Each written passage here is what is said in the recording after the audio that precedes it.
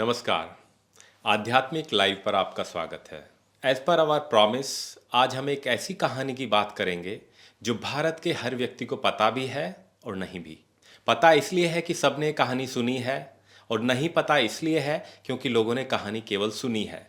उन्होंने authentic source से, original source से उस कहानी को नहीं समझा, और एक दूसरे की सुनी सुनाई बातों के विषय में चर्चा करते हुए ये विश्वास कर लेते हैं कि ये कहानी हमें पता है। कहानी जिसने हजारों साल तक, प्रिसाइजली 5000 साल से इस देश की आत्मा को झिंझोड़ के रख दिया है, जिसने इस देश के लोगों को दिशा दी है, और जो इस देश के मानसिक पृष्ठभूमि के लिए जिम्मेदार भी है। ऐसी कहानी महाभारत या जय काव्य। आज हम उसके उस डिटेल्स में जाएंगे जिन डिटेल्स की बात बहुत लोग नहीं करते। उन बारीकियों में जाएंगे, क्रिटिकली उसके कैरेक्टर्स का एनालिसिस करेंगे। तो आज हम ऐसे गेस्ट का स्वागत कर रहे हैं जिन्होंने इस पर काफ़ी रिसर्च की है, और वो हमको महाभारत की बारीकियों में और गहराइयों में लेकर जाएंगे। तो लेट्स इनवाइट करण शर्मा। नमस्कार। फर्स्ट मुझे बहुत अच्छी बात लगी जो आपने अभी ये बोली कि हमने महाभारत सुनी पढ़ी तो है ही, लेकिन हमें बहुत ज़्यादा इन डेप्थ पता नहीं होती। तो इट इज़ वेरी इंपॉर्टेंट कि हम एक सही कॉन्वर्सेशन में रहें, ऑथेंटिक सोर्स के हिसाब से चीज़ें देखें, ताकि हमें सही नॉलेज हो रादर देन वो इंस्टाग्राम की रील वाली।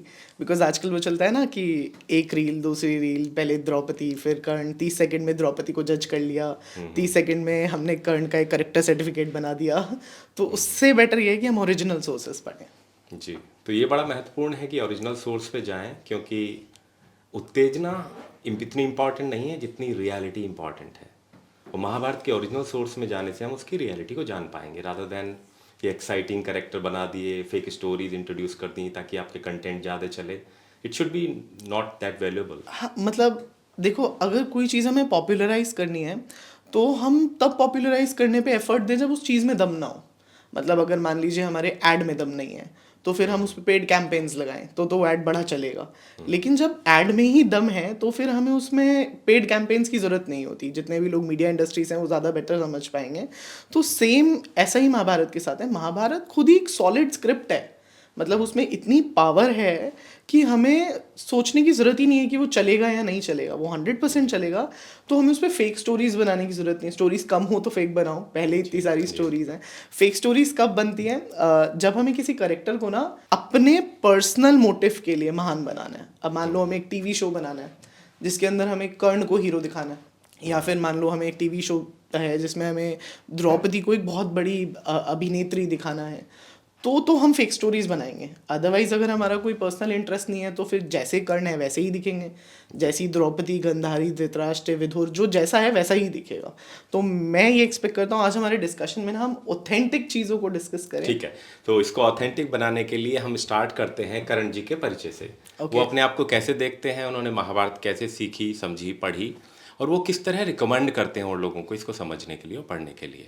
तो वहाँ से शुरू करते हैं, और उसके बाद हम डिफरेंट कैरेक्टर्स में जाएंगे, महाभारत की स्टोरी में जाएंगे, और वो पर्सपेक्टिव जानने की कोशिश करेंगे जो पर्सपेक्टिव सामान्य रूप से लोगों से मिसिंग होते हैं। सो बहुत ब्रीफली पहले I tell you about me. I am a spiritual content creator, और मेरा मोटिव सिर्फ ये है कि जो नई जनरेशन है, जिसमें मैं खुद भी था कुछ साल पहले तक, तो वो स्पिरिचुअलिटी से कनेक्ट हो और उसके लिए वो इंस्टाग्राम का सहारा ना ले। सबसे इम्पोर्टेंट ओरिजिनल टेक्स्ट पे जाएं। अच्छा, आपका दूसरा सवाल ये था कि कैसे हम शुरुआत करें। कुछ भी नहीं करिए, आप बाज़ार जाइए, हर एक लोकेलिटी में एक आध्यात्मिक शॉप होती है, उस शॉप पे जाइए, जाके गीता प्रेस गोरखपुर की किताब खरीदिए, स्टार्ट रीडिंग।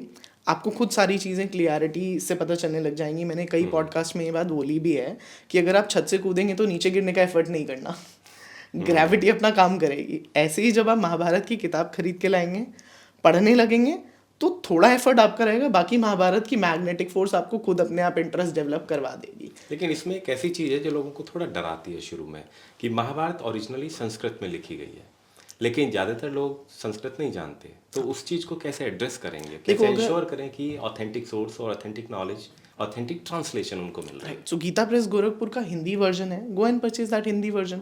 आजकल तो आप संस्कृत छोड़िए, आजकल तो हिंदी पढ़ना भी चैलेंज है लोगों के लिए। Very well said. जो नई जनरेशन है उसे हिंदी पढ़ना भी नहीं आती, तो हिंदी पढ़ना ज़्यादा बड़ा चैलेंज है। चलो संस्कृत नहीं पढ़ पा रहे, चलो कोई बात नहीं, लेकिन हिंदी तो पढ़ सकते हैं, तो एटलीस्ट हिंदी वर्जन लेकर आए। क्या ना पढ़ें? फिक्शन नॉवेल्स ना पढ़ें। फिक्शन नॉवल तब पढ़ें जब आप ओरिजिनल ऑथेंटिक सोर्सेस पढ़ चुके हैं। नहीं तो क्या होगा, जो ऑथर का माइंडसेट है वही आपका माइंडसेट बन जाएगा, और वो ट्रू महाभारत नहीं है। लोग अपने माइंडसेट को ओरिजिनल स्टोरी पर सुपर इम्पोज कर देते हैं, और ओरिजिनल भी उन्होंने पढ़ी नहीं होती जनरली, वो भी उन्होंने कहीं से सुनी होती है, और अपनी कल्पना ऐड करके उसमें एक स्टोरी बना के वो मीडिया और प्रचारित करने लगते हैं। राइट। सो मैं आपको कुछ लाइनें सुनाता हूँ, जैसे अब सुनिएगा पहले। वर्षों तक वन में घूम घूम, बाधा विघ्नों को चूम चूम, सहधूप धाम पानी पत्थर, पांडव आए कुछ और निखर, सौभाग्य न हर दिन सोता है, देखो आगे क्या होता है, मैत्री की राह बताने को, सबको सुमार्ग पर लाने को, दुर्योधन को समझाने को, भीषण विध्वंस बताने को, भगवान हस्तिनापुर आए। अब देखो कितनी पावरफुल लाइन। एक बात ये हो गई कि भगवान श्री कृष्ण हस्तिनापुर आए, एक ही पोएटिक लाइन्स हुई। अब पोएटिक लाइन से ना हमारी बात में एक दम आता है। अब ये लाइंस जो हैं ये मेरी नहीं है, ये लाइंस लिखी हैं रामधारी सिंह दिनकर, जिन्होंने एक बड़ी पॉपुलर किताब रश्मि रथी लिखी। बहुत अच्छी किताब, देखो कितनी अच्छी लाइंस हैं, ठीक है। लेकिन अब मेरा थोड़ा सा इससे विरोध भी हो जाता है। अब रामधारी सिंह दिनकर महाकवि हुए, लेकिन हम हर बात पे तो सहमत नहीं हो सकते ना। आप देखो वो अपनी किताब के अंदर लिखते हैं कर्ण के लिए उनकी लाइंस हैं, कुंती ने केवल जन्म दिया, राधा ने माँ का कर्म किया, पर कहते जिसे असल जीवन देने आया वो दुर्योधन। अब ये बात तो सही है, लेकिन इससे देखो दुर्योधन कितना ग्लैमराइज हो गया। हाँ। ऐसा लग रहा है कर्ण से बड़ा दानवीर तो दुर्योधन है। लेकिन ऐसा है नहीं। तो ये किताब रश्मि रथी बहुत पॉपुलर हुई, मतलब इतनी पॉपुलर, मेरी भी फेवरेट किताबों में से एक है, महाभारत की रीटेलिंग्स के ऊपर। लेकिन अगर जो व्यूअर पहली बार इसे पढ़ता है तो उसे निसंदेह कर्ण जो है वो बहुत हीरो जैसा दिखने लगेगा। जबकि मतलब आपको क्या लगता है, कर्ण हीरो है? कुछ एस्पेक्ट्स में, जैसे कि हर व्यक्ति ब्लैक एंड व्हाइट नहीं होता, कुछ एस्पेक्ट उसकी बहुत अच्छी हैं, लेकिन ज्यादातर एस्पेक्ट उसके नेगेटिव ही दिखते हैं। आज इंटरनेट ना ये दिखना नहीं चाहता। आज इंटरनेट को चाहिए सब कुछ या ब्लैक या वाइट। अब कर्ण हीरो चाहिए तो हमें हीरो के अगेंस्ट कुछ नहीं सुनना, कर्ण विलन चाहिए तो हमें बस विलन चाहिए। ऐसा होता नहीं है। महाभारत के सभी कैरेक्टर्स जो हैं वो बहुत ही ग्रे कैरेक्टर्स हैं, मतलब उसके अंदर हमें डार्क पोर्शंस भी मिलते हैं, अच्छे पोर्शंस मिलते हैं। देयर हैव बीन इंसिडेंट्स जहाँ कर्ण बड़ा हीरोइक है, बहुत अच्छा है, लेकिन मैं ज़्यादातर देखूँ तो कर्ण तो मतलब मुझे नहीं पता आपको ये बात कैसी लगेगी या नहीं लगेगी, बट मैं तो क्लियर शब्दों में उसे विलन बोलूँ। विलन नहीं, बदतमीज़ विलन। शक्तिशाली विलेन है, वो विध्वंस कर सकता है, उसने किया। एग्जैक्टली। मैं आपको रेफरेंस देता हूँ कि मतलब आप बोलोगे, व्यूअर्स बोल सकते हैं इंटरनेट पे तो भाई आज की डेट में किसी भी चीज़ पे बैकलैश आ जाता है, तो मुझे नहीं पता इंटरनेट इस चीज़ को कैसे लेगा, लेकिन मैं तो कर्ण को मतलब आई एम क्लियरली मांगिंग बदतमीज़। कैसे? आप ये देखिए, एक इंसिडेंस है महाभारत का जहाँ पर आप समझिए कि चीज़ों को ना थोड़ा ठीक करने की कोशिश की जा रही है। मतलब हमें पता है युद्ध होना ही है, बट हर एक का ना इस तरीके का माइंडसेट चल रहा है कि युद्ध होने से बचाया जा सके, जिसके अंदर स्वयं योगेश्वर श्री कृष्ण, राजा द्रुपद, सब लोग ये चाहते हैं कि युद्ध ना ही हो तो ज़्यादा बेहतर है, लेकिन कर्ण नहीं चाहता। कर्ण चाहता है युद्ध तो हो। अच्छा, कर्ण के अंदर कैपेबिलिटीज़ भी कुछ बहुत तगड़ी नहीं दिखती हमें। मतलब हम ये बोलें कि कर्ण और अर्जुन में जो है कर्ण सर्वश्रेष्ठ है, वो तो बिल्कुल ही नहीं है। मतलब मैं तो बिल्कुल इस बाइट को बिल्कुल साइड कर देता हूँ कि कर्ण बिल्कुल सर्वश्रेष्ठ नहीं है। I will give you reasons ऐसा क्यों है, ठीक है। मैं सिर्फ ऐसे ही नहीं बोल रहा, I am talking what is written in the book. So अब कर्ण, सब लोग कोशिश कर रहे हैं कि युद्ध ना हो, तो ये डिसाइड होता है कि राजा द्रुपद जो द्रौपदी के फादर हैं, सो राजा द्रुपद एक दूत भेजेंगे बेसिकली कौरवों की सभा में, जो दूत वहाँ जाके मैसेज लेकर जाएगा और वहाँ जाके ये बताएगा कि हम युद्ध नहीं चाहते हैं, युद्ध ना हो तो ज़्यादा बेहतर है, ज़रूरत आन पड़ी तो युद्ध होगा ही होगा, लेकिन ना हो तो ज़्यादा बेहतर है। तो दूत जब वहाँ जाता है, पहली बात तो देखिए ये दूत किसका है, ये दूत है राजा द्रुपद का। अच्छा, राजा द्रुपद और कर्ण को देखें तो कर्ण तो लोअर जनरेशन हुआ, लोअर कास्ट नहीं बोला मैंने, लोअर नेक्स्ट जनरेशन। हाँ, सो ये तो नेक्स्ट जनरेशन हुई हमारी। तो पहली बात तो अगर राजा द्रुपद ने कोई मैसेंजर भेजा है तो वो रिस्पेक्टेबल है। दूसरा, आप ये देखिए ये भेजा किसके पास है। अच्छा, ये भेजा है भीष्म पितामह के पास। अब भीष्म पितामह भी उससे अपर जनरेशन है। अच्छा, मैसेंजर भीष्म पितामह को मैसेज दे रहा है एज अ किड, आप तो वहाँ बच्चे ही हुए, उसमें आपका क्या रोल होना चाहिए, आपके हिसाब से क्या करना चाहिए कर्ण को, कि दो लोग बात कर रहे हैं आपस में, दो बड़े लोग बात कर रहे हैं। कर्ण की तो उसमें कोई भूमिका भी नहीं है, दो कारणों से। एक तो वो तीसरी जनरेशन है पितामह भीष्म के सामने, दूसरे वो उस परिवार से संबंध नहीं रखता डायरेक्टली। कर्ण का क्या लेना देना है, कोई स्टेक होल्डिंग नहीं है उस राज्य में। बिल्कुल सही बात बोली आपने। मैं तो कर्ण के लिए बोलूंगा कि भाई साहब आप उठें और बाहर जाएं, मतलब आपका तो कोई रोल ही उसको नहीं। तो सब हमें होना भी नहीं चाहिए। अच्छा, भीष्म पितामह को कर्ण इतने ही कम पसंद थे भी। तो ऑब्वियस रीजंस आप देखो ना, कोई भी ऐसे उठ के बाहर का आ जाएगा जस्ट अगर बिकॉज। आपके घर के निर्णय लेने लगे, हाँ, और वो भी महत्वपूर्ण निर्णय जिसके अंदर संधि की बात चल रही है। बात ये चल रही है सेटलमेंट करते हैं, लड़ाई झगड़ा नहीं करते हैं। पितामह को दिख रहा है कि मेरे वंश का विनाश हो जाएगा यदि लड़ाई हुई तो। बिल्कुल। और कर्ण को लग रहा है नहीं, किसी भी तरह लड़ाई कर लेनी है, मैं सिद्ध करूंगा कि मैं महान हाँ, हूँ। मुझे तो समझ नहीं आता ये आदमी हीरो कैसे हो सकता है। अब बदतमीज क्यों है आप देखिए। बात कर रहे हैं भीष्म पितामह और दूत, और बात चल रही है कि राजा द्रुपद ने ऐसा कहा है कि लड़ाई झगड़ा ना हो तो ज्यादा अच्छा है, लड़ाई झगड़ा ठीक नहीं है, तो हम ये चाहते हैं। बीच में कर्ण कूद पड़ता है। अच्छा, वहां पे विदुर है, विदुर बोल सकते थे, ठीक है, धृतराष्ट्र स्वयं बोल सकते थे, वहां पे दुर्योधन है वो बोल सकते थे, लेकिन बोलना जरूरी सिर्फ एक इंसान को लगता है, वो कौन है? कर्ण। और वो क्या बोलते हैं बीच में कि कैसे नहीं होगा युद्ध, युद्ध तो होके रहेगा और लड़ाई तो होगी, और लड़ाई के अंदर हम पांडवों को तो हम यूं ही हरा देंगे।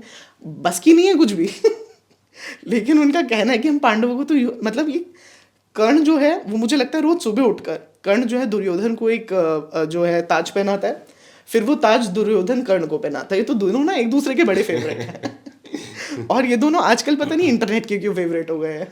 मुझे लगता है एक बड़ा कारण है कि जैसे आपने रश्मि रथी की बात की, रामधारी सिंह की, दिनकर की। दिनकर के विरुद्ध मैं नहीं बोल रहा, मुझे भी बहुत पसंद है। शायद वो पहली हिंदी साहित्य की पुस्तक थी जो मैंने खरीद के पढ़ी थी। आप अदरवाइज तो टेक्स्ट बुक में जो आती थी हम वो पढ़ लेते थे। राइट। उसको मैंने पढ़ा रश्मि रथी को, तो मेरे को ऐसा लगा कि उसमें ओवरटोन है उस कम्युनिस्ट आइडिया की, जिसमें वो क्लास वार, क्लास डिवीजन की बात करता है कि ये कास्ट ये वाली कास्ट है, ये अपर है, ये लोअर है। वो एक स्टोरी जो बिल्डअप करते हैं, और भारत की आज़ादी के बाद से ही इस स्टोरी और इस नैरेटिव को पिक करना लोग चाहते थे बहुत सारे, क्योंकि वो कम्युनिस्ट एजेंडा चल रहा था। दिनकर जी ने वही किया। दिनकर खुद पॉलिटिशियन थे, राज्यसभा के ये मेंबर लोगों को रहे हैं। पता नहीं होता। वो राज्यसभा के मेंबर रहे हैं, नेहरू जी ने उन्हें अपॉइंट किया था। सो ऐसे में उन्होंने उसी नैरेटिव को उस पुस्तक में इम्पोज किया है, बार बार डाला है। वो हमारी टेक्स्ट बुक में, हमारी क्लासेस में पढ़ाया गया है। मैंने टेंथ क्लास में उस बुक को पढ़ा है। राइट। तो वही नैरेटिव ज्यादातर लोगों ने पिक किया है। लोगों को जो कहानी मिलेगी लोग उसी को विश्वास करेंगे। राइट। ओरिजिनल सोर्स पे जाने की हिम्मत बहुत कम लोग कर पाते। राइट। जैसे आप देखो कि अटल बिहारी वाजपेयी हैं, ठीक है, वाजपेयी जी को कौन नहीं जानता, लेकिन आजकल के जो नए बच्चे हैं ये वाजपेयी जी को प्रधानमंत्री की तरह जानते हैं, लेकिन वो प्रधानमंत्री बाद में हुए, वो कवि पहले थे। तो ऐसी रामधारी सिंह दिनकर जी जो है वो मतलब सेलिब्रेटेड कवि हैं, मतलब no doubt he is excellent. Excellent. आप पढ़ो ना, आप रश्मि रथी की एक एक लाइन ताली बजाने वाली है। मतलब अगर ऑडिटोरियम में रश्मि रथी की एक लाइन पढ़ी जाएगी तो मेरे ख्याल से 1 मिनट से कम ताली नहीं रुकेगी। बहुत लोगों ने अपनी दुकान चमका ली इसके। एग्जैक्टली तो आप देखो, हम उनके विरोध में नहीं है, लेकिन थोड़ा सा अग्री टू डिसअग्री भी है। मतलब आप ये देखो ना, उन्होंने कर्ण को इतना ग्लैमराइज कर दिया। और हाँ, दिनकर जी की नजरिए में हो सकता है कि कर्ण जो है वो महान हो, लेकिन अगर आप ओरिजिनल महाभारत पढ़े, मुझे 0.5% भी डाउट नहीं है कि कर्ण एक बदतमीज विलन है। आप देखिए वो भीष्म पितामह से बहस कर रहे हैं। भीष्म पितामह से बहस करने की जरूरत तो कई जगहों पे हमने देखा दुर्योधन ने भी नहीं की है, because he know his limitations. वो पितामह है, तो एक कर्ण पितामह भी है, वो व्यक्ति भी है जो उस पूरे कुरु वंश का शासक होता। एग्जैक्टली। उसने निर्णय लिया कि मैं नहीं होऊंगा, और अपनी छत्र छाया में सारे लोगों को फलने फूलने का मौका दिया। आप ये समझो कि अब शब्द थोड़े कठोर हो सकते हैं, ये भीष्म पितामह की भीख है जो दुर्योधन को मिलती, लेकिन दुर्योधन को वो स्वीकार करना या नहीं करना वो एक अलग चीज थी, लेकिन दुर्योधन को वो छीनना था। तो और कर्ण उसमें सहायक हो। आप खुद बताओ, चलो आप एक गाड़ी में जा रहे हो, आपके साथ आपके दोस्त बैठे हैं, आपकी गाड़ी आगे वाली गाड़ी में किसी तरीके से ठुक गई या एक छोटा सा जो है क्रैश हो गया, तो आगे वाला इंसान जो भी रिएक्ट करे, ठीक है, वो गुस्से में आए या ना आए वो बात की बात है, आपके दोस्त का क्या काम है, वो आपको क्या समझाएगा उस समय में? जो भी उस समय अप्रोप्रिएट होगा, भाई ठीक है, देखते हैं क्या नुकसान हुआ है, लेट्स मूव ऑन। बिल्कुल, और सहज तरीके से डील कर। वो ये तो नहीं बोलेगा कि गाड़ी रोक, पीछे से बैट निकालते हैं, हॉकी की स्टिक निकालते हैं, चली से मारते हैं। अच्छा, सामने वाला मान लो बंदूक लेकर आ गया, तो वो से बोल रहा है कि वो बंदूक लेकर आए, चल हम भी बंदूक लेकर आते हैं। अच्छा, वो बंदूक ले भी आए आप, तो पीछे मुड़ के देखते हैं आपका दोस्त ही नहीं है, तो ये दोस्त कैसा हुआ? ऐसा भी हुआ महाभारत में, बिल्कुल 100%। तो अक्सर हम ये देखते हैं कि लोग बहुत ज्यादा बोलते हैं कि दोस्त हो तो कर्ण जैसा, वरना ना हो। मुझे लगता है दोस्त हो तो कर्ण जैसा तो बिल्कुल ना हो। आप देखो, अभी आप मुझसे पूछ रहे थे तो मैं आपको बताता हूँ। एक इंसिडेंस हुआ जहाँ पर हमने देखा कि गंधर्व युद्ध 12 साल के लिए जब पांडव लोग वन में रह रहे थे, तो गंधर्व युद्ध की एक स्थिति आती है, बहुत ज़्यादा डिटेल में नहीं जाते हैं, लेकिन वहाँ हुआ कुछ ऐसा कि दुर्योधन गंधर्वों से युद्ध कर रहे थे और कर्ण ने पहले तो दुर्योधन को उत्साया कि तुम युद्ध करो, तुम युद्ध करो। जब युद्ध की स्थिति आई तो पीछे मुड़ के देखता है कर्ण भाग गया वहां से। अच्छा, ये वही युद्ध है ना जिसमें गंधर्वों ने कौरवों को बंदी बना लिया था एग्जैक्टली और बाद बाद में में पांडवों ने उन्हें छुड़ाया था। अर्जुन गए उन्हें छुड़ाने के लिए। तो मैं तो कह रहा हूँ दुर्योधन को तो खुद से ये चूज करना चाहिए था कि भाई अर्जुन तुम किंग बनो और हम तुम्हारे अंडर कोई मिनिस्ट्री संभाल लेते हैं, तो हम कैबिनेट मिनिस्टर शायद संभालें, लेकिन हम प्राइम मिनिस्टर बनने के लायक तो बिल्कुल भी नहीं है। आप सोचो कर्ण ऐसा दोस्त है जो लड़ाई के लिए उत्साहता है और खुद वहां से भाग जाता है, तो ये तो बिल्कुल भी ठीक तरीका नहीं है ना। और ऐसा दोस्त किसको चाहिए होगा भाई? मुझे तो ऐसा दोस्त 100% नहीं चाहिए। अच्छा, ये तो दोस्ती की एस्पेक्ट हुई, लेकिन एक दूसरी एस्पेक्ट लोग कहते हैं कि अक्सर कंपैरिजन करते हैं, जैसे महाभारत के या किसी भी बड़ी स्टोरी के किसी करेक्टर की जब बात करते हैं तो उस करेक्टर को लार्जर देन लाइफ बना देते हैं, as if it could control everything. ऐसी कर्ण के बारे में भी है, ऐसी ऐसी भीष्म के बारे में भी है, द्रोणाचार्य के विषय में भी है। तो कर्ण के बारे में ऐसा कहते हैं कि वो अर्जुन से बड़ा धनुर्धर था, उससे बड़ा योद्धा था। तो ये इस पर आपके क्या विचार है? मैं 2-3 इंसिडेंसेस देता हूँ आपको, आप खुद डिसाइड करिएगा कि कौन बड़ा धनुर्धर था या नहीं था, ठीक है। तो सबसे पहला इंसिडेंस आता है द्रौपदी के स्वयंवर का। अच्छा, स्वयंवर का मंडप एकदम तैयार है, द्रौपदी जो है मंडप में है, हाथ में वरमाला है, वो अपना वर चुनने के लिए जो है चयन कर रही हैं और अलग अलग परिस्थितियाँ उस समय हैं। और किसी भी रीज़न से ऐसा हुआ कि अर्जुन ने जो है द्रौपदी को माला पहना दी। अच्छा, तब तक सब लोग जानते नहीं थे कि वो अर्जुन है। हम बहुत ज़्यादा डिटेल में नहीं आ पाएंगे क्योंकि एक टाइम के लिमिटेशंस भी होती हैं। of course. तो अर्जुन ने ब्राह्मण के रूप में एज अ ब्राह्मण द्रौपदी का चयन किया। तो जब द्रौपदी का चयन किया तो ये बहुत अलग सिचुएशन थी वहाँ पे, क्योंकि किसी को पता नहीं था अर्जुन है। ये देखकर वहाँ जितने भी इनवाइटेड किंग थे, क्योंकि स्वयंवर था तो बहुत सारे लोग थे, तो जितने भी इनवाइटेड किंग थे वो एकदम फ्यूरियस हो गए। मतलब वो तो they were ready to be after life of Raja Drupad. उन्होंने बोला कि ये जानबूझ के किया जा रहा है, द्रौपदी का इस ब्राह्मण के साथ जो है विवाह होना तय था। तो सब लोग एक तरीके से द्रुपद के अगेंस्ट हो जाते हैं। उन्हें लगा कि हम लोगों को तो केवल अपमानित करने के लिए बुलाया गया। एग्जैक्टली तो वो तो एकदम बिल्कुल अपमान के भाव से दे अटैक्ड राजा द्रुपद। तो सारे जो वहां पे ना युद्ध की परिस्थिति आ गई। तो एक ऐसी सिचुएशन आती है, बिल्कुल क्लियर वर्णन है इसका। मतलब ये कोई शायद हो सकता है कि टीवी वाली महाभारत ने इसको दिखाना जरूरी ना समझो, टीआरपी नहीं आएगी ना तो शायद टीवी वाली महाभारत के लिए तो ये जरूरी नहीं होगा, लेकिन मैं आपको क्लियरली बताता हूँ वहां पे क्या हुआ। अर्जुन ने बाणों की लाइन लगा दी। मतलब उसने वहां पे जो है तीर एक के बाद एक के बाद एक के बाद तीर किस पे मारे? कर्ण पे। एक सिचुएशन ऐसी आती है जहां कर्ण और अर्जुन एकदम सामने आ जाते हैं, और जब सामने आ जाते हैं तो मैं वर्ड्स बताता हूँ कोट अनकोट कि कर्ण अचेत सा हो गया रणभूमि, अचेत सा। ऑलमोस्ट आप मानिए कि कर्ण जो है वो बेहोश हो गया। और बेहोश होने के बाद कर्ण जब थोड़ी डिजीनेस से वापस आता है तो वो अपने सामने जो ब्राह्मण, जो हमें तो पता है कि अर्जुन है, वो कर्ण को नहीं पता था, वो उस ब्राह्मण के सामने हाथ जोड़ता है और हाथ जोड़कर बोलता है कि मुझे लग रहा है पर्सनली आप कोई ब्राह्मण नहीं है, या तो आप स्वयं इंद्रदेव हैं या फिर आप पांडु पुत्र अर्जुन हैं। क्योंकि अगर मैं बहुत क्रोध में भर के युद्ध, अरे तो लड़ो ना, क्रोध में भर के लड़ो, किसने रोका?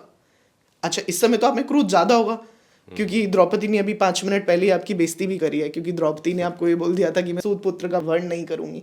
तो आप में तो क्रोध ज्यादा होना चाहिए। दूसरा क्रोध भी होगा, सोचा होगा ये ब्राह्मण है, इसे अभी 2 मिनट में निपटा देता हूँ। Exactly. और आप कुछ नहीं कर पाए, हेल्पलेस हो गए। तो ये तो और ज्यादा क्रोध होना चाहिए। अच्छा, क्योंकि आप पिट रहे हो तो आप ये नहीं बोल सकते अगर मुझे गुस्सा आ रहा होता तो देखो मैं क्या ही कर देता। अरे तो गुस्सा लाओ ना। तो ये तो एक इंसिडेंस हुई जहां पर ये साफ साफ सिद्ध हुआ कि इवन कर्ण ने बोला ये चीज अर्जुन को, कर्ण ने क्लेवरली अर्जुन को बोला कि क्या आप अर्जुन हैं, क्योंकि मुझे हराने के लिए या तो स्वयं इंद्रदेव आएंगे या अर्जुन जैसा सर्वश्रेष्ठ धनुर्धर। ये कर्ण के शब्द हैं। तो पहला तो यही क्लियर हो गया कि भाई अब मेरे ख्याल से तो इसके बाद दूसरे रेफरेंस की जरूरत भी नहीं पड़ती। लेकिन लो दूसरा रेफरेंस लेते हैं। दूसरा रेफरेंस जो है गंधर्व युद्ध का। आप गंधर्व युद्ध का टाइम देखिए कि कौरवों ने जो है वो गंधर्वों के ऊपर युद्ध कर दिया एक।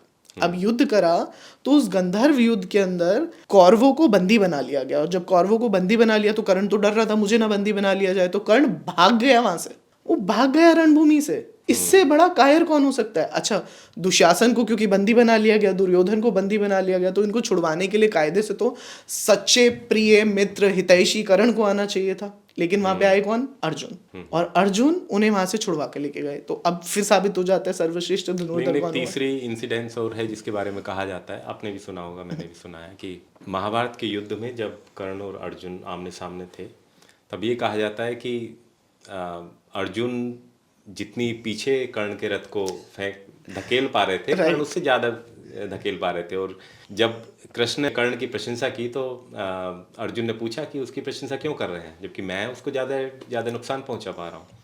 तो उन्होंने कहा कि तुम्हारे ध्वजा पर हनुमान जी बैठे हैं। हाँ, इस कहानी के और लेखक जो हैं वो स्वयं कर्ण ही हैं।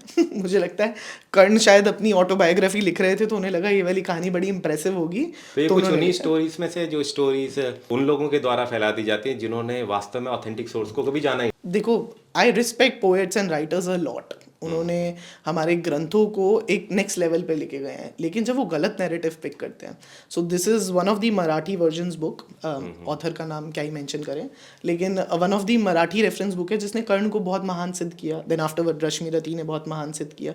इस किताब के अंदर ये वर्णन आता है कि वो ध्वजा पे हनुमान जी की बात सही है, लेकिन जो हनुमान जी तो थे लेकिन वो रथों का खिसकना वो नहीं ये था। पूरी की ये मिथ्या है। इस कहानी का ओरिजिनल महाभारत से कोई लेना देना नहीं है, और ऐसी कहानियां सुनने में बहुत अच्छी लगती हैं लेकिन ये कहानियां ट्रू नहीं है। अच्छा देखो, मेरी बातों से सबको ये लग सकता है कि कर्ण तो मतलब बिल्कुल ही कायर आदमी था। हर जगह पे मैंने कर्ण को डिफेम कर दिया। आई एम नॉट अगेंस्ट कर्ण। कर्ण एक महारथी थे, वो बड़े योद्धा थे, नो डाउट अबाउट इट। आप देखो, हम अर्जुन को सर्वश्रेष्ठ मानते हैं, लेकिन एक सर्वश्रेष्ठ के सामने युद्ध में टिकने वाला भी तो सर्वश्रेष्ठ ही है, लेकिन वो हीरो नहीं है। अच्छा, सिर्फ इतना छोड़िए, हो सकता है कि वॉर स्ट्रेटजीज में वो शायद इतने अच्छा ना हो।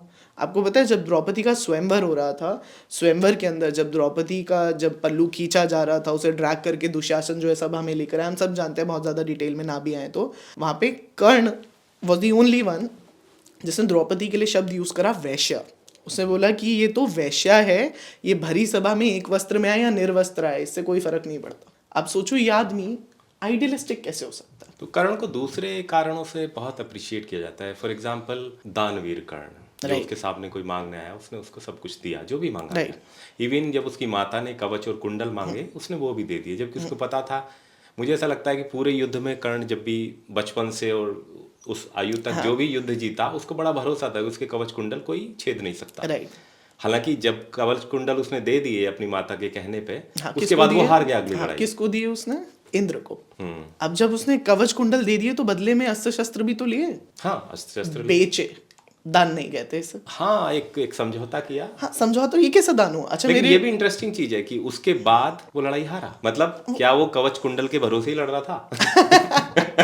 हम इस तरह भी देख सकते हैं चीज को। राइट, बिल्कुल। आप ये देखो ना, और ये जो आप कवच दिए भी, इसे तो मैं तो दान मानता ही नहीं, इसे तो मैं व्यापार मानता हूँ। मेरे घर पे मान लीजिए एक ब्राह्मण आते हैं, दान लेने के लिए आते हैं, तो मैं उन्हें दाल चावल चीनी आटा जो भी देता हूँ, बदले में ये थोड़ी देता बोलता हूँ कि आप व्यापार स्वरूप मुझे कुछ 2-4 आशीर्वाद दे जाइए। ये तो व्यापार हुआ। तो कर्ण ने कवच कुंडल के साथ व्यापार किया था, दान नहीं दिया था। तो ये तो कर्ण के चरित्र की बात की। क्या हम अब किसी दूसरे चरित्र की तरफ मूव कर सकते हैं? बिल्कुल, आप बताइए किस तरफ मूव करना है। बड़ा सेंट्रल कैरेक्टर माना जाता है द्रौपदी का पूरी महाभारत में। अच्छा, हम उसके विषय में भी थोड़ी सी बात करें। आपका द्रौपदी को लेकर क्या माइंडसेट है, पहले मुझे ये बताइए। मैंने उस पर बहुत विचार नहीं किया, लेकिन एक चीज साफ साफ दिखती है कि जो मॉडर्न फेमिनिस्ट मूवमेंट है वहाँ वो सेंट्रल कैरेक्टर बन जाती है। ऐसा लगता है जैसे Mahabharat means Draupadi and then Mahabharat was built around her. That looks like that. हाँ, ऐसे ही लगता है कि द्रौपदी को सेंट्रल कैरेक्टर रखा, आसपास सबको फिट कर दिया। आपको जान के हैरानी होगी, ओरिजिनल महाभारत में द्रौपदी एक सेंट्रल कैरेक्टर है, no doubt about it. Original Mahabharat मतलब, मेरा कहने का मतलब है, गीता प्रेस गोरखपुर की किताब, लगभग 2200-2300 पन्नों की 2 वॉल्यूम, 18 पर्व मतलब 18 चैप्टर, लेकिन एक एक चैप्टर एक किताब है। मान लो 18 किताबें हैं, टोटल मिलाकर 2200-2300 पन्ने बनते हैं। इन 2200-2300 पन्नों में अगर आप बहुत मेहनत करेंगे, बहुत, तो शायद द्रौपदी पे 50 पन्ने ढूंढ पाए 2200-2300 में। तो द्रौपदी बस इतनी ही महत्वपूर्ण है ना, वो हीरोइन नहीं है, बस वो इतनी ही महत्व। द्रौपदी से कहीं ज्यादा बड़ा और महत्वपूर्ण रोल तो द्रौपदी के पिता राजा द्रुपद का आता है, लेकिन आपने शायद या मतलब ज्यादातर व्यूअर्स ने राजा द्रुपद का नाम तक नहीं सुना होगा, जबकि उनका वॉर में स्ट्रेंथ एबिलिटीज में ज्यादा बड़ा नाम है। लेकिन वो हमें ना, हमें स्ट्रेंथ नहीं चाहिए, हमें ड्रामा चाहिए। तो वो हमें एक फीमेल अटेंशन चाहिए। हो सकता है इस समय पूरा फेमिनिस्ट मूवमेंट जो है नीचे कमेंट्स में एकदम विरोधाभासी स्वरों में आ जाए, लेकिन जो फैक्ट है वो तो फैक्ट रहेगा ना। आप 90% लड़कियों से आज की डेट में बात करिए, ठीक है, young girls, they will tell कि उनकी आइडियल द्रौपदी है, वो जीवन में द्रौपदी जैसा बनना चाहती है। द्रौपदी जैसा एक इंसिडेंस आपके साथ जीवन में हो गया ना, तो आप डिप्रेशन में चली जाएंगी, और उसके बाद आपका फेवरेट दोस्त जो होगा वो आपका थेरेपिस्ट होगा। I am not against therapist, लेकिन वो आइडियलिस्टिक सिचुएशन तो नहीं है ना। आप सोचो द्रौपदी ने 13 साल में क्या क्या फेस किया। पहले उसके साथ जो है उसी के अपनों के बीच में, ये कोई ऐसा नहीं किसी और मुल्क में किसी और देश में, उसके अपनों के बीच में उसको जो है लज्जित किया गया, उसका चीर हरण हुआ, ठीक है, बिल्कुल अपनों के बीच में। सिर्फ इसके बाद नेक्स्ट 13 ईयर्स के अंदर she was molested twice almost. आप देखिए उसको किडनैप किया गया। द्रौपदी घर में अकेली थी, जयद्रथ आते हैं। जयद्रथ कौन है हम? अब जयद्रथ इज हस्बैंड ऑफ दुशाला।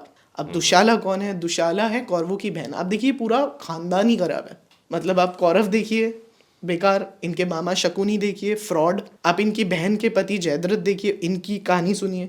ये द्रौपदी के पास आते हैं और द्रौपदी को आके प्रलोभन देते हैं। He tries to explain Draupadi कि तुम्हारे पति 5 पांडव इस समय निर्धन हैं, कहाँ जंगल में रहते हैं, तुम परम सुंदरी जो कि द्रौपदी थी, तुम परम सुंदरी का इन 5 निर्धन पांडवों के पीछे अपना जीवन खराब कर रही हो, तो ऐसा करो तुम मेरे साथ चलो, मैं तुम्हें अपने महल की रानी बनाना चाहूँगा। द्रौपदी तो एकदम, द्रौपदी कोई योद्धा नहीं है, उसे शायद तलवार उठानी भी नहीं आती, लेकिन द्रौपदी को किसी की बकवास पसंद नहीं है। सो द्रौपदी ने क्या करा, क्लियरली बोला कि जयद्रथ थोड़ा सा limit you need to have, but Jayadratha इस पे संभलते नहीं है और क्या करते हैं, द्रौपदी को ये पल्लू से खींचते हैं। ये दूसरा इंसिडेंस है, ये पल्लू से खींचते हैं और पल्लू से ड्रैग करते करते द्रौपदी को अपने ही घर से बाहर लेकर आते हैं, और घर से बाहर लाने के बाद ये दोनों बाहों से द्रौपदी को उठाते हैं और अपने रथ में पटक कर रथ ले जाते हैं अपनी टेरिटरी की ओर। आप सोचो, आप ऐसा आइडियलिज्म चाहते हो? क्या आप झेल सकते हो जीवन में ये? किस महिला को द्रौपदी जैसा बनना है? अच्छा चलो, सिर्फ इतना ही नहीं, तीसरा इंसिडेंस आता है जहाँ कीचक एक राजा है, सेनापति हैं, जहाँ कीचक द्रौपदी को मोलेस्ट करने की कोशिश करता है। अच्छा, मैं अपने शब्दों को बहुत केयरफुली यूज कर रहा हूँ बिकॉज लोगों ने सुना नहीं होता और शायद वो सुनना भी नहीं चाहते। तो कीचक द्रौपदी को दुपट्टे से खींचकर भरी सभा में लेकर आता है, भरी सभा में लाके द्रौपदी को गिराता है और पैर मारता है। फिजिकल अब्यूज, मेंटल अब्यूज के साथ साथ फिजिकल अब्यूज। जबकि कीचक राजा विराट का साला है, बिल्कुल, और वो द्रौपदी को जो सैरंध्री के रूप में थी उस समय, Right. दासी के रूप में, वो उससे बचने के लिए भागती है, Right. और वो भागते भागते राजा के दरबार में जाती है इस अपेक्षा में कि राजा मेरी सहायता करेगा। आपकी महाभारत की अंडरस्टैंडिंग बड़ी प्रशंसनीय है। कीचक पीछे से दौड़ता हुआ आता है, वो इतना शक्तिशाली है उस राज्य में, उसे पता है मुझे राजा भी चुनौती नहीं दे सकता, बिल्कुल। और वो भरे दरबार में उसको खींच लेता है। अच्छा, बहुत सारे इस पे लोग उठकर आते हैं और बोलते हैं कि कीचक को थोड़ी पता था ये द्रौपदी, अरे द्रौपदी को तो पता था वो द्रौपदी है। आप सोचो 13 साल के अंदर पहला इंसिडेंस जहाँ द्रौपदी के साथ चीरहरण हुआ, दूसरा इंसिडेंस जहाँ जयद्रथ ने उसे किडनैप किया, बदतमीजी की, कीचक जिसने उसे फिजिकली अब्यूज करने के साथ साथ जो है उसको मोलेस्ट करने की कोशिश की। आप ये द्रौपदी आप बनना चाहते हैं? आप ये झेल भी सकते हैं जीवन में, आप इसका 1% नहीं हैंडल कर सकते, लेकिन ये आपकी आइडियल कैसे हो जाती है? द्रौपदी महान है, इतना सब कुछ कोई जीवन में झेल रहा है तो वो महान तो है ही, और फिर जैसे भी आपने कहा कि हर कैरेक्टर ग्रे है, कोई ब्लैक एंड व्हाइट नहीं है, राइट तो हम लोगों को वैसे ही देखना पड़ेगा। हमारी अपनी लाइफ ग्रे है, कोई ब्लैक एंड व्हाइट तो होती नहीं है। राइट। पर मेरे को ऐसा लगता है कि द्रौपदी का जो महिमा मंडन हुआ है, महिमा मंडन क्या कहिए कि एक जो इमेज बनी है एक फायरी वॉरियर लेडी की, वो शायद इससे आई है कि कहा जाता है कि राजा द्रुपद ने अपने अपमान का बदला लेने के लिए जब वो हवन किया तो द्रौपदी का जन्म अग्नि से हुआ। प्रतिशोध की ज्वाला से द्रौपदी तो का वो जो प्रतिशोध जो है ना, that is the spice which people are attracted to, she was born out of fire. अब वो सब विनाश कर दिया। विनाश बड़ा अट्रैक्टिव शब्द लगता है जब तक वो अपने यहाँ होता नहीं है। राइट। और वो विनाश, द्रौपदी खुद का विनाश हो रहा है हर दिन। सोचो, जो ये सब झेल रहा है जीवन में, उसके लिए जीवन कितना कठिन है। और अगर द्रौपदी आजकल की लड़कियों के हिसाब से योद्धा होती तो वो 5 पति की शक्ल क्यों देखती? तलवार उठाती आती सीधा बीच में, बदतमीजी कर रहे हो तो आज तो यही है ना, you have to be self dependent. तो द्रौपदी कौन सी सेल्फ डिपेंडेंट थी? अच्छा, इस इंसिडेंट्स में जो दूसरा जयद्रथ वाला इंसिडेंस हुआ, वो रोती बिलखती जो है वो अपने पतियों को बोलती हैं कि कम एंड हेल्प, और कीचक वाले सीन में वो भीम के पास पहुंचती हैं।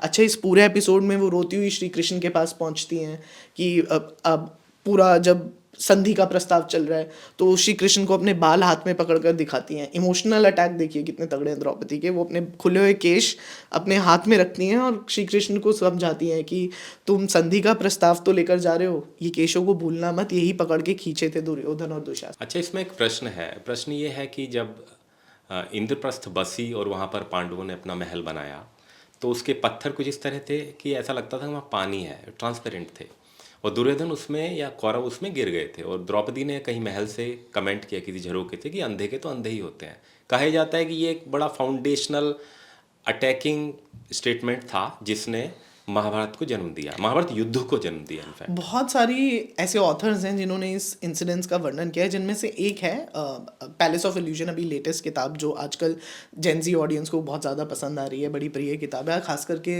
लड़कियों में बड़ी प्रचलित है। लेकिन आई टेल यू, ये किताब जब छपी तो शायद इतनी पॉपुलर हुई नहीं। पैलेस ऑफ इल्यूजन से हम इमेजिन नहीं कर पा रहे ना कि ये महाभारत है, तो फिर इस किताब का रीनेमिंग किया गया और लिखा गया द्रौपदी की महाभारत। अब द्रौपदी तो खुद सबसे बड़ी पीआर है तो द्रौपदी वर्ड यूज करती ही किताब जो है बेस्ट सेलर हो गई। इस किताब में भी इसका वर्णन आता है। पुराने कुछ ऑथर हैं जिन्होंने इस काम पे इस सेम स्टोरी को लिखा है, बट मैं आपको क्लियरली बताऊं, अंधे का पुत्र अंधा द्रौपदी ने कभी नहीं कहा, कभी भी नहीं, नेवर। तो द्रौपदी युद्ध को लेकर भी बड़ी जो है उत्तेजित नहीं थी। आप देखो, अगर द्रौपदी को युद्ध करना ही था या युद्ध के लिए उत्साहना ही था तो बड़े सारे इंसिडेंट्स से युद्ध के लिए सिर्फ एक बार बोली, जब श्री कृष्ण प्रस्ताव लेकर जा रहे थे, तब द्रौपदी ने अपने केशों को पकड़ के बोला कि केशव, इन केशों की लाज रखना, बस। इसके अलावा तो कभी भी कुछ ऐसा दिखाई पड़ता है कि लोगों ने द्रौपदी को सेंट्रल कैरेक्टर और महाभारत के लिए रिस्पॉन्सिबल, महाभारत युद्ध के लिए रिस्पॉन्सिबल बना दिया, जबकि महाभारत युद्ध लगभग 3 पीढ़ियों की ग्रीड का परिणाम था, जिसमें धृतराष्ट्र का अंधा होना, मतलब मेरे को लगता है ये काफ़ी सिंबॉलिक है कि धृतराष्ट्र अंधा है जो केवल अपनी इमोशंस देख रहा है, रियलिटी और ट्रुथ से उसका कोई सामना नहीं है। बिल्कुल। मैं दोबारा ये बात बोल रहा हूँ, आपकी महाभारत की अंडरस्टैंडिंग प्रशंसनीय है। क्यों? बिकॉज मुझे 15-20 मिनट का प्लॉट लग जाता है ये समझाने में लोगों को कि द्रौपदी रिस्पॉन्सिबल नहीं है, 3-4 जनरेशन का ड्रामा है। आप देखो, सबसे पहले राजा शांतनु से ये कहानी शुरू होती है। राजा शांतनु की 2 वाइफ हैं, सत्यवती और गंगा। गंगा के पुत्र हैं भीष्म पितामह। भीष्म पितामह से ये पूरा डिस्प्यूट शुरू होता है। कायदे से राजा की पहली रानी का ज्येष्ठ पुत्र, यानी सबसे बड़ा पुत्र, तो राजा शांतनु, पहली वाइफ गंगा, ज्येष्ठ पुत्र भीम, इनको राजा बनना चाहिए था, लेकिन ये राजा बने नहीं। अब उसके अलग पूरी बैक स्टोरी है, लेकिन ये राजा नहीं बने तो देखो कितना बड़ा विवाद खड़ा हो गया। तो ये तो भीष्म पितामह, अब भीष्म पितामह द्रौपदी से सोचो 3 जनरेशन ऊपर है। अब 3 जनरेशन ऊपर है तो तीसरी पोतों की कुलवधू हैं वो, ठीक है, तो वो तो 3 जनरेशन ऊपर हुए। तो ये तो 3 जनरेशन ऊपर से विवाद चलता आ रहा है। और ऐसे बहुत सारे इंसिडेंसेस हो जाएंगे। कुरुवंश, ये जो पूरा वंश है, इन्हें कुरुवंश बोलते हैं। सो ये पूरा कुरुवंश का जो है पूरा, आप समझिए, कन्फ्यूजन और प्रॉब्लम अराइज हुई। द्रौपदी का तो कोई लेना नहीं, वो तो स्वयं बड़े संपन्न परिवार से आती है। आप सोचो, पांडवों को लड़ने के लिए, अच्छा ऐसा नहीं हुआ कि इधर 5 पांडव और 100 कौरव जो है वो सीधा युद्ध में लड़ने के लिए तैयार हो गए। अच्छा, अगर लड़ना ही होता, अक्सर लोगों को लगता है युधिष्ठिर जो है वो बड़ा गलत था। जब द्रौपदी का चीरहरण हुआ तो युधिष्ठिर को बोलना चाहिए, सबसे बड़ा पांडव है, युधिष्ठिर को बोलना चाहिए था। लेकिन देखो, उसके बोलने का फायदा नहीं होता उस समय, क्योंकि वो एक तो कौरवों के राज्य में बैठे हैं। अच्छा, बहुत ज़्यादा उनके पास ना धन है, अभी अतिरिक्त ताकत नहीं है, सेना नहीं है। अगर वो इस समय बोलेगा भी तो उस समय तो उठा के जो है कारागृह में डाल दिया जाएगा। ये बड़ी इंटरेस्टिंग चीज़ है जब लोग एक एंशियंट स्टोरी को, हिस्ट्री को, 5000 साल पुराने इतिहास को आज के मॉरल वैल्यू, आज के कल्चरल कॉन्टेक्स्ट, तो आज की अंडरस्टैंडिंग है लोगों की, उस पर्सपेक्टिव से देखते हैं। नहीं, मैं कह रहा हूँ आज की अंडरस्टैंडिंग से देखो भी, कोई दिक्कत नहीं, लेकिन आज भी आप देखो कि आप अपने दुश्मन के घर में हो, दुश्मन बदतमीजी कर रहा है, आप वहाँ एज अ गेस्ट आए हैं, तो गेस्ट आए हैं तो अपना सारा धन धान्य तो उठा के लाए नहीं होंगे, ना अपने सारे दोस्तों से बातचीत कर कर आए होंगे। तो आप दुश्मन के खेमे में अगर आपसे बदतमीजी होती भी है, क्या करोगे? और दुश्मन ने जस्टिफाई किया हुआ है कि आपके साथ बदतमीजी इसलिए हो रही है, आप हार गए हैं, क्योंकि आपने चुनी है बदतमीजी, इसीलिए हुई। मैं कह रहा हूँ कुछ भी रीजन, आप क्या करोगे? आप ये तो नहीं करोगे युद्ध कर लो, और करोगे तो ये तो बेवकूफ़ी है, मरोगे। तो जो युधिष्ठिर ने किया, अच्छा युधिष्ठिर की बात उस सिचुएशन के हिसाब से तो समझदारी ही दिखती है। वो वहां से निकले, वहां से निकलने के बाद अगले 13 साल युधिष्ठिर ने 5 भाइयों को समझाया कैसे अस्त्र शस्त्र इकट्ठे करने हैं।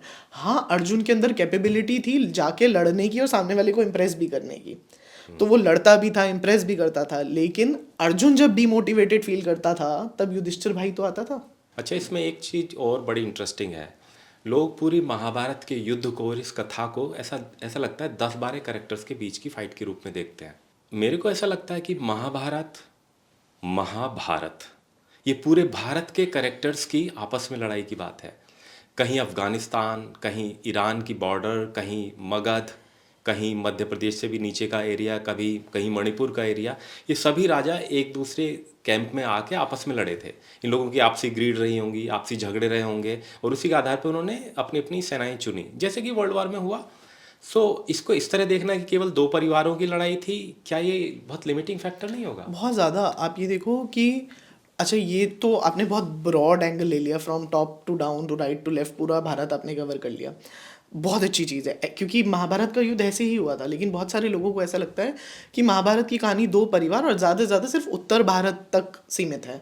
तो अगर ऐसा होता तो हम ग्रंथ का नाम महा उत्तर भारत रखते, महाभारत क्यों रखते? सो अफगानिस्तान, आप देखिए, जो गंधारी हैं, गंधारी जो हैं वो गंधार नरेश की पुत्री हैं।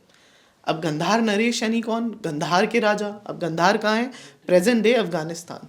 कई बार ऐसा लगता है कि अफगानिस्तान की आपने बात की, तो भारत के दो बड़े युद्ध में अफगान लोगों का बड़ी भूमिका रही है। एक तो विशेष रूप से तो अफगान भारत के एक तरह से क्षेत्रीय प्रदेश रहे हैं, बॉर्डर प्रदेश रहे हैं, जिन्होंने उसकी सुरक्षा की। पर शकुनी गांधार से आए हो, महाभारत को जन्म दिया, एक तरह से महाभारत के युद्ध को जन्म दिया, इससे पूरा विनाश हुआ। दूसरे राजा मैं आम्भी आपको का थोड़ा भी सा करेक्ट करता हूँ यहाँ पे। शकुनी ने कैसे जन्म दिया महाभारत को? ये तो देखो, अभी हमने डिस्कस किया हाँ। कि भीष्म पितामह से ये चलता रहा। शकुनी तो फिगर में भी नहीं था, ये तो 3 जनरेशन अब की कहानी है। तो शकुनी को तो हमने इतनी अननेसेसरी फुटेज दी है। अच्छा, मैं बहुत क्लियरली बोल रहा हूँ, शकुनी तो हमें महाभारत के अंदर ओरिजिनल टेक्स्ट में बहुत ज़्यादा दिखते भी नहीं है। मतलब हमें शकुनी, मेरे ख्याल से शायद पहला रेफरेंस हमें मिलेगा बिल्कुल कौरव सभा में, जहाँ पे युद्ध क्रीड़ा हुई थी। मतलब हमें बहुत ज़्यादा रेफरेंस शकुनी का मिलता नहीं। और ये तो देख के मैं हतप्रभ हो जाता हूँ जब मैं देखता हूँ कि किसी भी टीवी सीरियल में या किसी भी उसमें कि शकुनी लंगड़ा सा चल कर आ रहा है। कौन सी किताब में लिखा है शकुनी लंगड़ा है? एक भी किताब में। लेकिन हमारा नैरेटिव बना दिया। आप आज नए बच्चों से पूछे किसी से भी शकुनी कैसा दिखता है, तो बोलेंगे उसके टांग में कुछ परेशानी है। और ये कोई नहीं जानता कि शकुनी तलवार का बहुत बड़ा योद्धा था, है ना। सबसे बड़े तलवारबाजों में से एक शकुनी, नकुल सहदेव और राजा शल्य। तो किसी से भी पूछोगे ना आप शकुनी कैसा दिखता है, तो बोलेंगे उसका पैर लंगड़ा है, एक आंख में उसके कुछ परेशानी है। ऐसा शकुनी कहीं देखने को नहीं मिलता। मुझे शकुनी एक नॉर्मल इंसान जैसा दिखता है। और रियल लाइफ में भी यही होता है ना, कोई अगर दुश्मन है तो शक्ल से थोड़ी दुश्मन होता है, वो तो बिकॉज ऑफ उसकी आदतें दुश्मन बनता है। और शकुनी तो इतना ज़्यादा डिस्कस्ड ही नहीं है महाभारत में, जितना टीवी सीरियल्स ने दिखा दिया कि कोई भी एपिसोड शकुनी के बिना बन ही नहीं सकता। जैसे एकता कपूर के सीरियल में कोई वहम होगी, या कुछ पुरानी फिल्मों में होती थी ना, शकुनी को इस तरह डाला गया, तो उसको इस तरह नहीं देखते कि वो एक राजकुमार राइट। है ना, और फाइटर है, फियर्स फाइटर, एडमिनिस्ट्रेटर, लेकिन not one of the top most. है ना, not one of the top most, but उसकी अपनी किंगडम है। हाँ, लेकिन मैं तो उसको आप ऐसे सब ह्यूमन, आप एक तरह से उसको मॉक नहीं कर सकते, उसे कमोलिका बना के नहीं छोड़ सकते हाँ। आप। तो आप ये देखो कि Shakuni is not top most. मैं ऐसा इसलिए बोलता हूँ, कर्ण वॉरियर है। मेरे कर्ण के पूरे विरोध में मैं कहीं भी कर्ण को वॉरियर बोलने से नहीं मना कर रहा हूँ। आप देखिए, जब 18 दिन ये युद्ध चला, पहले 10 दिन तो जो है भीष्म पितामह ही खुद थे आर्मी कमांडर। अब भीष्म पितामह के जाने के बाद सबसे योग्य पुरुष ढूंढने की जब बारी आई, गुरु द्रोणाचार्य। लेकिन ऐसी परिस्थिति आई कि गुरु द्रोणाचार्य का भी जो है वीरगति को प्राप्त हो गए। तो अगला तीसरा आर्मी कमांडर जब बनाने की बारी आई तो वो कर्ण था, परिवार से शकुनी नहीं था। अभी इस पे थोड़ी देर द्रोणाचार्य जी पे आते हैं। राइट। मेरी परसेप्शन ये है कि जैसे अभी थोड़ी देर पहले बात हुई थी कि कर्ण राजा विराट के यहाँ जब कर्ण का अर्जुन से युद्ध हुआ तो उसने कहा कि आप ब्राह्मण नहीं हो सकते। यहाँ मेरा थोड़ा सा रिजर्वेशन है। मुझे लगता है कि ब्राह्मण एक वॉरियर कैसे नहीं हो सकता। मैं अपना पर्सपेक्टिव क्लियर करूँ। एक, पितामह भीष्म के गुरु परशुराम ब्राह्मण, या हम दूसरी ओर देखें कौरवों और पांडवों के दोनों के गुरु ब्राह्मण। बेसिकली होता ही था, ब्राह्मण का मतलब शिक्षा देना। जो शिक्षा दे रहा है वो आपको वेपन चलाने की भी शिक्षा दे रहा है, तो उसको तो पता ही है ना वेपन कैसे चलाए जाते हैं। बिल्कुल। है ना। सो मेरा एक पॉइंट ऑफ व्यू ये है कि एक तो ये चीज़, ये नैरेटिव माइंड से निकलना चाहिए कि ब्राह्मण शस्त्र नहीं चलाता। हाँ, बिल्कुल निकलना चाहिए। मेरा 100% ये मानना है कि ब्राह्मण शस्त्र चलाता है और शस्त्र चलाने में सबसे पारंगत भी है। देखिए आप गुरु तो उसके साथ विशेष बात यह है कि वो नए शस्त्रों का अनुसंधान कर सकता है, नए टेक्निक्स डेवलप कर सकता एग्जैक्टली है ना। लेकिन पुराने जमाने में ना ऐसा नहीं था कि अगर कोई ब्राह्मण है तो वो सिर्फ ब्राह्मण है। सो जो द्रोणाचार्य हैं वो क्षत्रिय ब्राह्मण की कैटेगरी में आते हैं। क्षत्रिय ब्राह्मण मतलब जिन्होंने क्षत्रियों की सेवा की और वो ब्राह्मण भी रहे। तो यही यही मेरा प्रश्न आता है। अंडरस्टैंडिंग ये है कि द्रोणाचार्य मेरे मन में एक पर्सपेक्टिव हाँ से जी। एक निगेटिव कैरेक्टर बनते हैं, क्योंकि वो यहाँ पर पुत्र मोह के शायद पहले पुरोधाओं में से आते हैं। धृतराष्ट्र के बाद उन्होंने पुत्र मोह में आकर पहले ब्राह्मण ने ये तय किया कि मैं एक राजकीय सेवा में जाऊंगा, मैं धन के लिए काम करूंगा। बिल्कुल। और वो बेसिकली अपने गुरुकुल से निकल के उन्होंने अपना गुरुकुल राजा के आश्रम में ही बना लिया। तो बेसिकली पहली बार किसी ब्राह्मण ने अपनी विद्या को बेचा। बिल्कुल। और दूसरी ओर ये भी समझ में आता है कि बाद में अंतिम समय में भी जब अश्वत्थामा के मरने की बात हुई तो शस्त्र डालकर बैठ गए। बिल्कुल। वहां पर फिर उन्होंने अपना पुत्रमोह दिखाया, उनकी ड्यूटी या रिस्पॉन्सिबिलिटीज पीछे रह गई पुत्रमोह के सामने। एक तो उन्होंने सोशल सिस्टम को ब्रेक किया पहली बार राजा के यहाँ जाके, तो और दूसरी बार पुत्रमोह के कारण हथियार डाल दिए। तो दोनों केस में मेरे को दिखता है कि एक निगेटिव कैरेक्टर के एस्पेक्ट्स भी उनमें दिखते हैं। वो महान योद्धा थे, कोई संदेह नहीं है। बिल्कुल। अब एक अच्छा टीचर की पहचान क्या होती है, उसके स्टूडेंट कैसे हैं। जिसका स्टूडेंट कर्ण हो, अच्छा ये भी है कि कर्ण को जो है वो उन्होंने सिखाने से मना कर, बिल्कुल बकवास की बात है। कर्ण ने अर्जुन और दुर्योधन के साथ सेम जो है वो युद्धशाला में जो है युद्ध सीखा है, तो ऐसी कोई बात नहीं है। द्रोणाचार्य से बिल्कुल द्रोणाचार्य से सीखा है, सेम जहाँ अर्जुन सीखता था वहीं सीखा है। बल्कि कर्ण तो he was a very jealous kid, वो अर्जुन से बहुत जेलसी करता था। मेरी द्रोणाचार्य जी से थोड़ी सी जो विरोध है वो इस बात से आता है कि उनके फेवरेट थोड़े अर्जुन थे। अच्छा अर्जुन हैं भी ऐसे स्टूडेंट जो किसी के भी फेवरेट हो, लेकिन टीचर के लिए सामने दिखना नहीं चाहिए। टीचर शुड बी अनबायस्ड, वो सामने से ऐसा दिखना चाहिए कि उसको किसी की तरफ पर्सनल इंक्लिनेशन नहीं है। लेकिन द्रोणाचार्य जी का थोड़ा सा पर्सनल इंक्लिनेशन किसकी तरफ दिखता है, अर्जुन की तरफ। और जबकि थोड़ा सा मतलब भी अगर आप देखें तो द्रोणाचार्य जी ने जब शिक्षा पूर्ण की सबकी तो अर्जुन को भेजा द्रुपद को बंदी बनाने के लिए।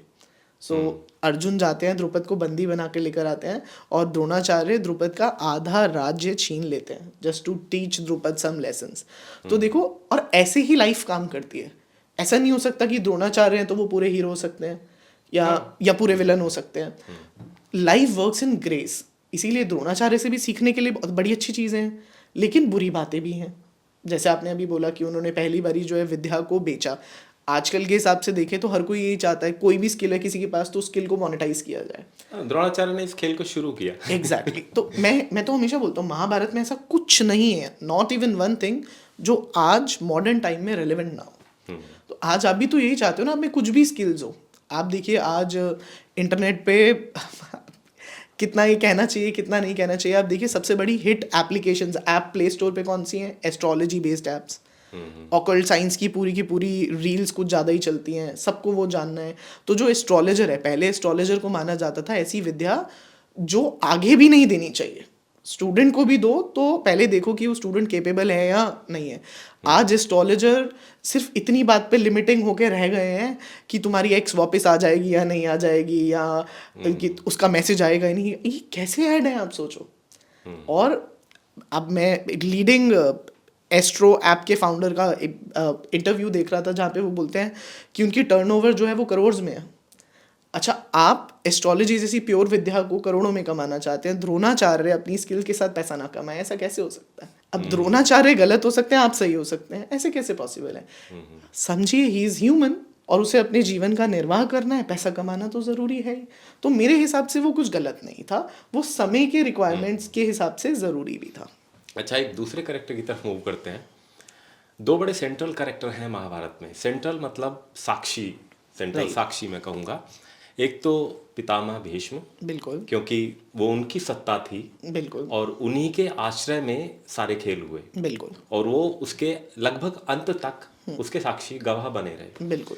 दूसरे विदुर। यदि सत्ता तीन भाइयों में जानी थी, द्रुपद, की बात करें, पांडु, नॉट द्रुपद, पांडु, धृतराष्ट्र या फिर विदुर जी की बात करें, तो विदुर इनमें सबसे विद्वान, और उन तीनों भाइयों में जो अंबिका अंबालिका से जिनका जन्म हुआ, उन तीनों में Vidur was the only one who was physically fit, right, and at the same time mentally fit, who was able to see things. वो महामंत्री थे, राइट, ना। कुरुवंश के। सो विदुर जी की भूमिका आप किस तरह देखते हैं? महाभारत से अगर कोई अंडररेटेड कैरेक्टर हुआ, ओवररेटेड तो बहुत हुए, मैंने बताया शकुनी, द्रौपदी, ये सब ओवररेटेड हुए हैं। अगर कोई अंडररेटेड कैरेक्टर हुआ है जिसको जो है बहुत ज़्यादा इंपॉर्टेंस मिलनी चाहिए, वो है Vidur. Vidur is one character जो वाइसेस्ट ऑफ ऑल है। आप देखिए महाभारत का सबसे फेमस पोर्शन, मतलब महाभारत में से अगर कुछ इंटरनेशनली बहुत पॉपुलर हुआ है तो वो है गीता ज्ञान, जो श्री कृष्ण ने अर्जुन को डिलीवर किया बिल्कुल रणभूमि के अंदर। सो गीता ज्ञान तो बहुत पॉपुलर है, लेकिन आपको पता है गीता ज्ञान जितना ही सुंदर और बड़ा पोर्शन महाभारत के अंदर है विदुर नीति। अब विदुर नीति एक इतना बड़ा पोर्शन है where Vidur is trying to explain Dhritarashtra कि तू जन्म से अंधा है लेकिन तू अक्ल से अंधा मत हो। यू शुड नॉट फाइट, अपने बच्चों के बीच में भीषण विध्वंस मत करवाओ। और वो ऐसा नहीं है 1-2 पेज का ये पोर्शन है, विदुर नीति एक बड़ा पोर्शन है जहाँ विदुर समझदारी की बात करता है। लेकिन आई एम सॉरी टू से बहुत सारे लोग तो ऐसे होंगे जिन्हें विदुर का नाम तक नहीं पता होगा। तो विदुर नीति primary, I think as I understand कि ये एडमिनिस्ट्रेशन, जिसको हम कहते हैं अर्थशास्त्र, एडमिनिस्ट्रेशन एंड ऑल, ये इसकी आर्ट है which is delivered in Mahabharat by Vidur. आप देखिए महाभारत में ना 18 चैप्टर्स हुए या 18 पर्व हुए। जैसे सबसे पहला है आदि पर्व, देन वी हैव सभा पर्व। सभा पर्व वो हिस्सा है महाभारत का जहाँ पर द्रौपदी के साथ चीरहरण होता है सभा में, इसीलिए इसे सभा पर्व भी बोलते हैं। सभा पर्व के बाद वो वन चले जाते हैं तो वन पर्व आता है। वन पर्व के बाद 1 साल का ज्ञातवास आता है तो विराट पर्व आता है। विराट पर्व के बाद एक बड़ा पोर्शन है उद्योग पर्व, द बुक ऑफ एफर्ट्स।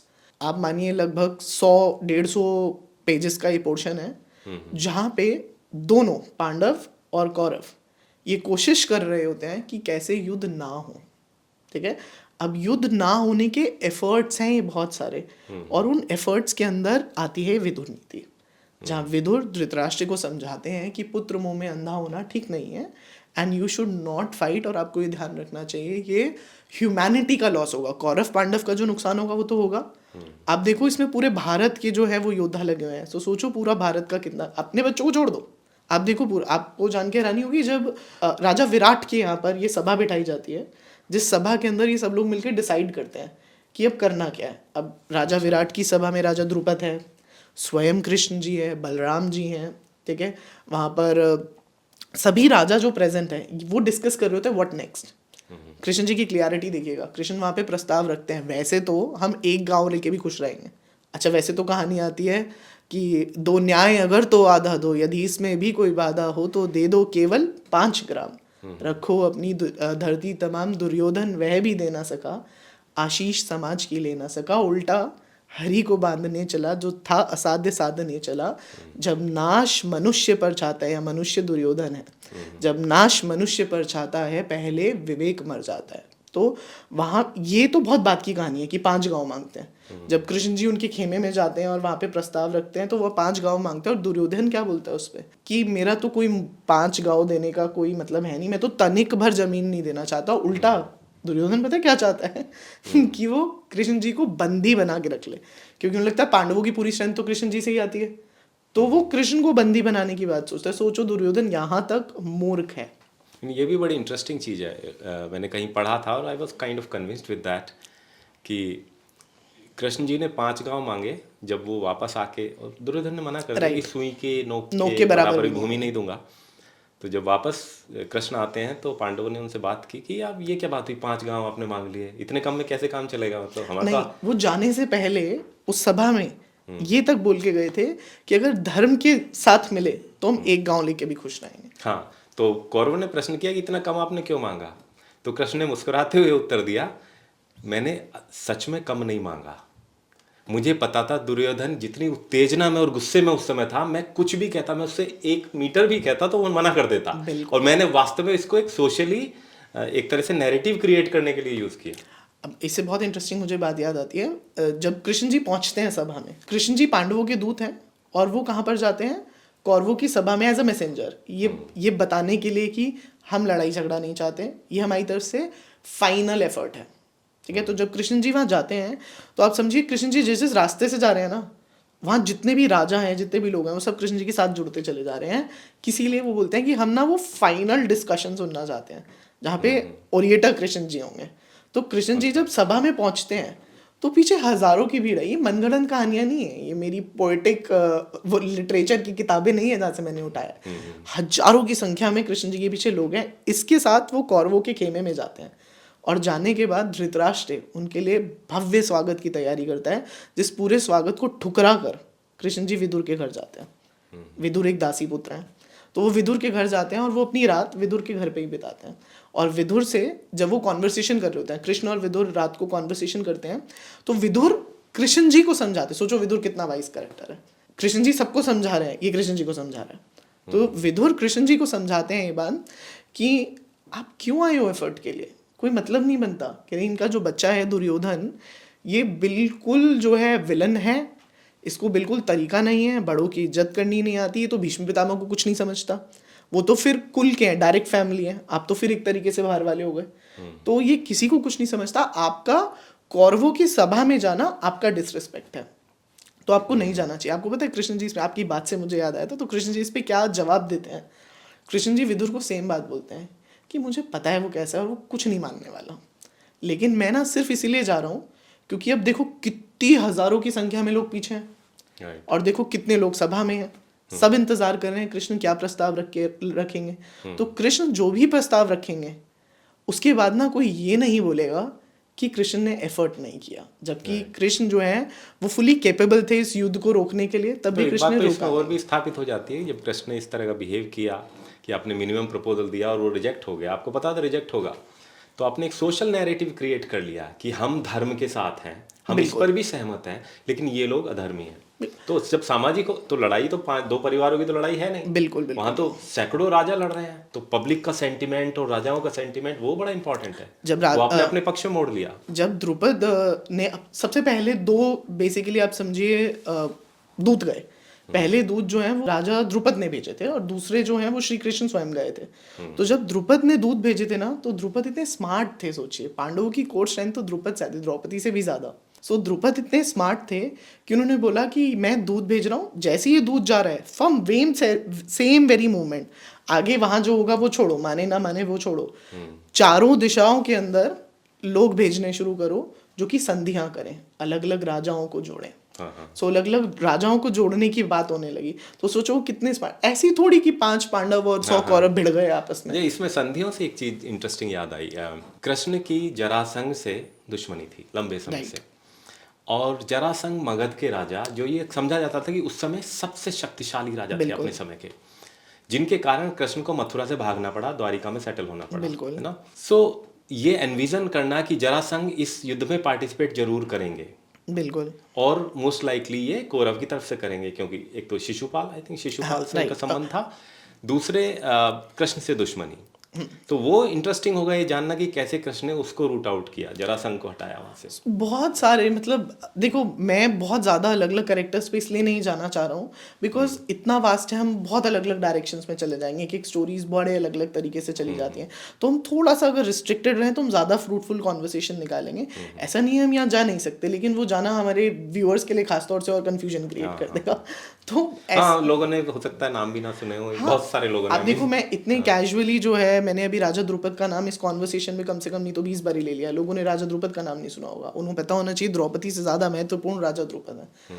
तो जयद्रथ का नाम लिया, कीचक का नाम लिया, ये सब वो कैरेक्टर्स हैं जो जनरली पब्लिक को ना तो सुनने की आदत है, और अगर आप बिगिनर हैं तो आप बहुत ज़्यादा उनके साथ जस्टिस कर भी नहीं पाएंगे, तो वो जस्ट आपके लिए स्टोरी की तरह बन के रह जाएंगे। तो हमने महाभारत के बहुत सारे कैरेक्टर्स की बात की, ये भी बात हुई कि महाभारत केवल वो कुरुक्षेत्र का युद्ध नहीं था, महाभारत वो पूरी स्टोरी है, राइट, पूरा इतिहास है जो 5000 साल पहले दुनिया के मतलब इस हिस्से में घटित हुआ।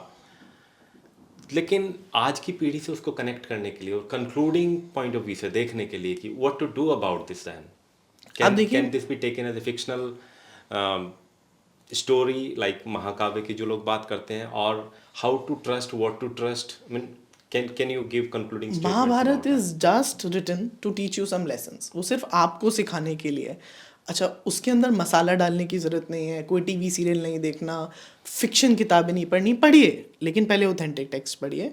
और ये सिर्फ आपको सिखाना चाहती है। जैसे मैं अगर आपको कहूँ कि आप ही हैं 5 पांडव, 5 पांडव क्या है, 5 क्वालिटीज़ हैं। Yudhishthir somebody who is very balanced, जिसको पूरा धर्म की नॉलेज है, जिसको कभी गुस्सा नहीं आता। देखो जब द्रौपदी का चीरहरण हो रहा था तो लोग बोलते हैं युधिष्ठिर को गुस्सा नहीं आया। अरे आया भी होता तो करता क्या? उस समय तो कैद में उठा के डाल दिया जाता, तो वो क्या द्रौपदी का जस्टिस होता? तो युधिष्ठिर से हमें बैलेंस सीखने को मिलता है।